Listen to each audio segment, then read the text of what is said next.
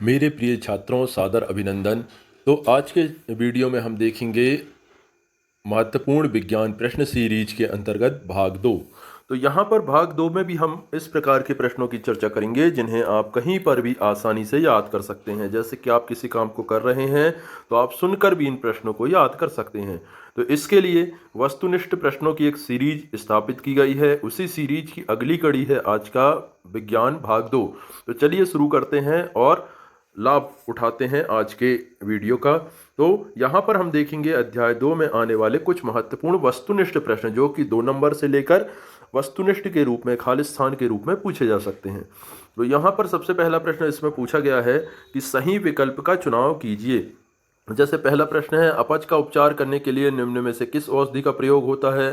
तो अपच का उपचार करने के लिए, अपच जिसे एसिडिटी या अम्लीयता भी कहते हैं, उसका उपचार करने के लिए एंटीसिड दवाइयों का प्रयोग होता है।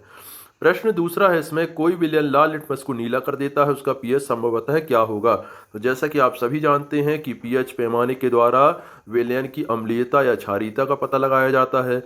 यहाँ पर पीएच जो दिया गया है वो लाल लिटमस को नीला कर रहा है, अर्थात क्षारीय प्रवृत्ति का है, और क्षार का मान 7 से अधिक होता है। तो 7 से अधिक आप देख सकते हैं कि ऑप्शन में 7 से अधिक एक मान दिया गया है 10, इसलिए यहाँ पर उसका मान 10 होगा। पदार्थ की प्रकृति अम्लीय खालिस्तान के कारण होती है। तो पदार्थ की जो प्रकृति अम्लीय होने का कारण है H+ आयन। फिर अम्लीय क्षारक की प्रबलता की जांच में खालिस्तान का प्रयोग किया जाता है। तो यहाँ पर ऑप्शन देख सकते हैं आप कि अम्लीयता और क्षारीयता विलयन की पहचान करने के लिए पीएच स्केल या पीएच पैमाने का प्रयोग किया जाता है, जिसमें 1 से लेकर 14 तक के अंक होते हैं। जब कोई अम्ल किसी धातु के साथ क्रिया करता है तब खालिस्तान का उत्सर्जन होता है। तो ये प्रश्न इस रूप में भी पूछा जाता है कि खट्टे पदार्थों को धातु के बर्तन में क्यों नहीं रखना चाहिए? तो इस प्रश्न का उत्तर एक ही है कि जब कोई अम्ल किसी धातु के साथ क्रिया करता है तब हाइड्रोजन गैस निकलती है और वो पदार्थ जो है हमारा विषाक्त या जहरीला हो जाता है। अगला प्रश्न है, सिरके में उपस्थित होता है। तो सिरके में उपस्थित होता है एसिटिक अम्ल। सिरके में उपस्थित अम्ल का नाम है एसिटिक अम्ल। फिर निम्न में से कौन सा प्रबल अम्ल नहीं है? तो यहाँ पर आप देख सकते हैं कि जो ऑप्शन में अम्ल दिए गए हैं उस सीरीज में H2CO3 प्रबल अम्ल नहीं है। इसके बाद अगला प्रश्न है, अम्ल और क्षार के बीच होने वाली क्रिया क्या कहलाती है? तो जब अम्ल एवं क्षार आपस में क्रिया करते हैं तो उस क्रिया को उदासीनीकरण क्रिया कहते हैं।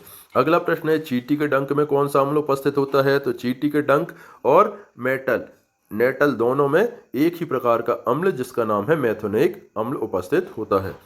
फिर अम्लों के लिए कौन सा कथन है? तो ऑप्शन आप देख सकते हैं कि अम्लों के लिए कथन जो सत्य है वो है कि अम्ल स्वाद में खट्टे होते हैं, ये नीले लिटमस को लाल कर देते हैं।